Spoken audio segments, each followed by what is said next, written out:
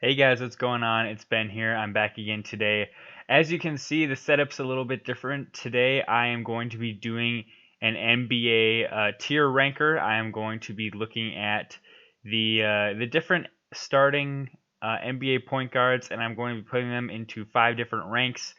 So they'll be divided into these 5 different tiers. I made them up as role player, average starter, above average starter, all star, and all NBA. And I'll get into why I put each player where and kind of like what the different levels mean as I put players into those levels.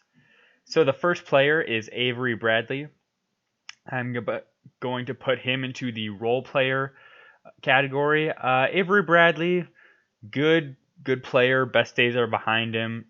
I think he's a guy who's really best in about 20 minutes per night at this point, and he can provide some good defense and some very streaky scoring.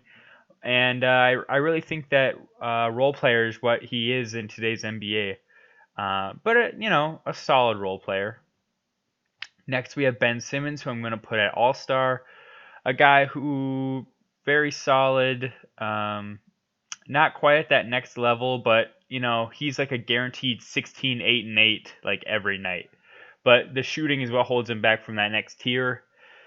We've got Chris Paul, who he was almost in that above average starter tier for me, like really close, but I'm gonna put him back to all star level because this year he's at a pretty resurgent season. Um, and overall, I like Chris Paul a lot this year on this OKC team. I think he's like a great leader on this team. Next is Damian Lillard, who I'm going to put in the All NBA category. I think right now he's in the conversation with like Steph Curry for like the best point guard in the game. Steph probably has the edge, but Dame's like I think kind of clear cut the number 2 right now. Um, yeah, he has a very good offensive game in that he can attack the basket. He can step back for very deep threes, as we saw last year in the playoffs. He's basically perfect offensively. Defensively, there's a little bit to be desired, but um, overall, like pretty outstanding offensively. Next, we have Darius Garland of the Cavs. I'm putting him in the role player status just because I'm taking him at what he's at right now, and right now he's not really much more than what on another NBA team, he'd be a role player, but he can definitely get in. I think his ceiling is like this above average starter category, but we'll have to see how his career trajectory plays out. Let's see here. Next, we have De'Aaron Fox, and again, I'm going with just right now. Right now, he's an above average starter. He's like 17 and 6. Really quick. I think he'll develop into an all star, but I think for right now, he's at that above average starter category. But again, a guy I'm really fond of. I actually like the Kings a lot, and I think they have a really good young core and a really promising future, so I like him a lot. Um, DeJounte Murray is our next guy. I'm going to put him in as an average starter. This is a guy who, what I mean by average starter is um, I think like no matter what, there'd be a team that he'd be capable of starting on. Like this basically means I think he could start on. I think there would never be a time where he wouldn't have a starting job in the NBA, basically, but no better than that. So like I don't see him starting for let's say 15 of the teams in the NBA, but he would like definitely start for the other 15, the worst 15, I guess you'd say.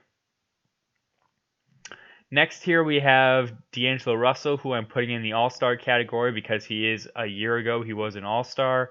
In the West, he probably won't make many All Star appearances going forward with the Wolves, but a guy who, similar to Dame Lillard, besides his assist numbers, as far as like scoring, he's a very complete scorer. He's got range. He can score off the dribble. He can ISO very well. Um, Really, the only thing he needs to improve on is his playmaking for others. Next, we have Derrick Rose, who I'm going to put in the above average starter. I think this year he's averaging like 18 points a game. Honestly, he's a guy who his scoring is really good, but I don't know really what else he brings to the table right now. He is good, but I just want to see a little bit more from him as far as playmaking still and stuff like that. But overall, very good scorer. Elfrid Payton, I'm going to put him in as an average starter. Doesn't really do anything spectacular. He just is kind of like a guy that you would start if you had no other options, I feel like. He would probably start on about 5 teams in the NBA, but not many more than that. Eric Bledsoe, I'm going to put as an above average starter. You know, he's like this concept that I think of called like an Eastern Conference starter, which basically are an Eastern Conference All-Star, which means like he could maybe make the All-Star team in the Eastern Conference at some point, I think.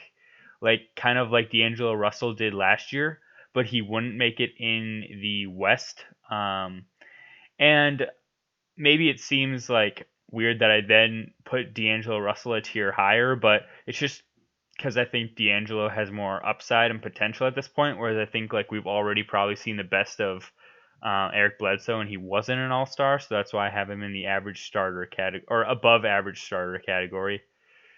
Jamal Murray, a lot of people would want me to put him in the All-Star tier, but I'm not completely sold on him yet. Defensively, he doesn't really bring much of anything to the table, and offensively, he's good, but I think he honestly is kind of like already at his ceiling. Like I feel like Jamal Murray's ceiling is like 18-5, and I think that's like borderline all-star, but not really in the West because the West is so stacked as far as talent. So yeah, I'm putting him in the above average starter category because I think really his ceiling is like 18-5. Ja Morant, I am going to rock the boat. Actually, no, I'm going to keep him in the above average starter category for now. I think he was really close to being an all-star this year, but then when I look at him and I think, is he better than like De'Aaron Fox? Or is he doing more than like I don't know. He's like definitely like next year he would be in the all-star tier for me, but this year I just feel like if I'm putting De'Aaron Fox in above average starter, I can't put Ja Morant above that because I feel like they're at least for this year similarly talented. He's definitely on that borderline of all-star for me though. John Wall, I think coming back from his injury, he's going to be an average starter. I think his athleticism will likely be gone, which is sad. I am actually a huge John Wall fan, if you guys didn't know.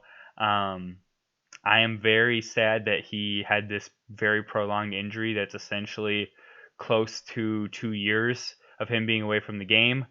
But just as a reminder, never dance on the top of your stairwell when you already have a pre-existing ankle injury, because if you didn't know, that's how John Wall got seriously injured. Is he had a minor injury in his foot, I believe, but then I kid you not, he was dancing at the top of his stairwell in his home. He slipped because he was just in his socks. He slipped on the top of the stairwell, fell down the stairs, and seriously aggravated his foot injury even more. So just remember, don't ever dance if you already have an injury. Kemba Walker, man, I'm gonna put him in the All-Star category. I don't think he's necessarily All NBA, or if he is, he's like third team. Yeah, I don't see him as All NBA really at this point. I think he's just like a really consistent, really good starter who's going to give you 20 points, five assists a night on decent shooting. Decent is a key word. Okay, let's see here. Kendrick Nunn, I'm gonna say average starter, but the high end of this, and like very close to moving up into that next level. I think he's basically better than all of these other guys in this category, but he's not as good as these guys. So I don't really know where to put him, but I think I'm going to say average starter with a lot of room to improve. Kyle Lowry, I mean, he's been to 6 straight All-Star games, so I feel like I have to put him in the All-Star category. I feel like next year he will be on this above average starter tier, but for right now, he gets to remain on that All-Star level tier. Alonzo Ball, I think he'll improve going forward, but I'm going to put him on average starter tier for right now. But he has room to improve. Luka Doncic, All NBA. He's an MVP candidate. He's averaging something like 28, 9, and 9. I don't feel like there's much debate as to him being in that top tier of guards. Malcolm Brogdon, above average starter. I think people are overrating him because his stats looked really good for this year. Like he's averaging something like 19 and 6. But you also got to remember that's because Victor Oladipo was out and he became the primary scorer because of that. But I don't think on a normal team he would be averaging those numbers. So I'm putting him at above average starter. Markelle Fultz, I'm going to put at average starter. I think his upside is averaging like 12 points a game, maybe like 14 on a desperate team, and giving you like average efficiency. Let's see here. We've got Pat Bev. I'm going to say average, above average starter. He gives you all NBA caliber defense with very bland offense, and so I think that kind of equates out to him being an above average starter. Ricky Rubio, I am going average starter. I watched this guy for years when he played for the Timberwolves. I think his ceiling is averaging like 13 and 9, and that's what he's shown. He's about to be on the, I think he actually is already on the wrong side of 30. I think he's like 31. Yeah, I was never sold on this guy, and I don't know how Phoenix gave away all that money to him in the offseason. Westbrook having a great year. I'm putting him in the All NBA. I think he is I think he's a guy who gets a lot of hate, but I think he is a really good player. And now in Houston, he's in the right system, so he's flourishing. Let's see here. Spencer Dinwiddie, above average starter. For me, very close to that next tier. I actually picked him as an all-star in the East in my all-star predictions video for this year, but I think he's like right on that cusp. Kind of like in that world with Ja Morant, where he's just like right there, but not quite. I guess they have Donovan Mitchell as a point guard here. I'll put him in the all-star tier. I don't really see him as a point guard, but I guess they've been benching Mike Conley, so like technically they've been slotting Mitchell in as the point guard. It doesn't really create many plays, but a really good offensive player as far as scoring the ball. Sort of similar like DeAngelo Russell. Like doesn't really play make, but a very good scorer. Steph, All NBA. He's gonna consistently average like 26 points per game, 8 assists, 4 rebounds, good steals numbers, really good efficiency. Nothing more to say. Terry Rozier, I'm going to say average starter. I think him averaging 18 points a game on terrible efficiency does not warrant him being any higher than this. His efficiencies are terrible. And the only reason he averages the points he does is because they play him like 36 minutes a night. If he played like an average like 30 minutes a night, like most people do, and he was only averaging like 14 points per game, still on like 38% shooting from the field, people would be appalled by him. But it's Charlotte, and they're awful, so they play him a crap ton of minutes to get his numbers looking better. Satoransky for the Bulls, average starter. I'm going to say role player. He's a really good role player, and I think on like really bad teams he would start, but I think his best place is like a guy who plays 20 minutes a night for like a good team. And then lastly, Trae Young, I'm going to put in as an all-star. Has that potential to get up to all NBA, but right now he is all offense, atrocious on defense. We'll have to see where he goes from there. That's all I got for today, guys. Hope you enjoyed the video, and I hope to see you next time. Thanks. Bye.